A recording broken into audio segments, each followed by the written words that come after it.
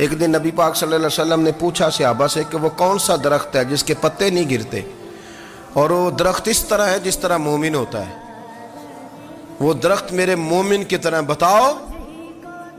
حضرت عبداللہ ابن عمر فرماتے مجھے پتا تھا کہ وہ کھجور کا درخت ہے، لیکن چونکہ ابو بکر صدیق بھی بیٹھے ہیں،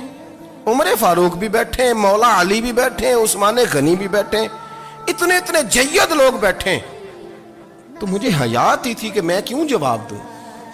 کہتے سرکار نے کئی دفعہ پوچھا، لوگوں نے کئی اور درخت بتائے، پر فرمایا تمہارا جواب درست نہیں ہے۔ آپ حیا کے اس پہلو پر غور کریں کہ سوال کا جواب آتا ہے، سوال کا جواب، یعنی مجھے سوال کا جواب آتا ہو پھر میں دوں نہ، مجھے بدعزمی نہ ہو جائے گی؟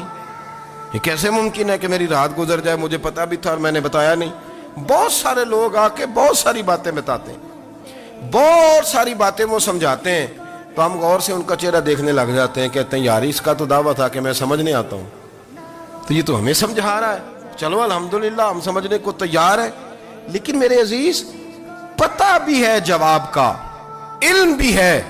لیکن فرماتے ہیں میری حیا نے مجھے اجازت نہ دی کہ میں جواب دوں۔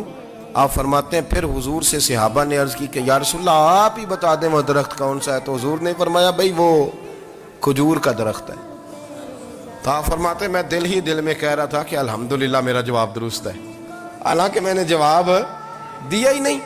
تو لفظوں میں حیا، جملوں میں حیا، آنکھوں میں حیا، اٹھنے میں حیا، بیٹھنے میں حیا، چلنے میں حیا ایک خوبصورت حسن ہے، اور نبی پاک صلی اللہ علیہ وسلم نے فرمایا جب تو بے حیا ہو جائے نا پھر تو آزاد ہے، پھر تو جو مرضی کا، پھر تو جو۔ اس لیے بزرگ جب کسی کو بے حیا کہتے تھے نا، اللہ اکبر، اور جب کسی کو کہتے تھے نا یہ بے حیا ہے تو لوگ سمجھتے تھے کہ ہلکی سی بات کر دی ہے، لیکن ان کا معنی یہ ہوتا تھا کہ بس بھائی اب اس کے ساتھ کوئی کلام کرنے کی ضرورت ہے، اس کو اب اصلاح کی ضرورت نہیں، یہ بے حیا ہے۔ کیا معنی؟ کہ اب یہ جو اس کے دل میں آئے گا وہ کرے گا، جو اس کی طبیعت چاہے گی وہ کرے گا۔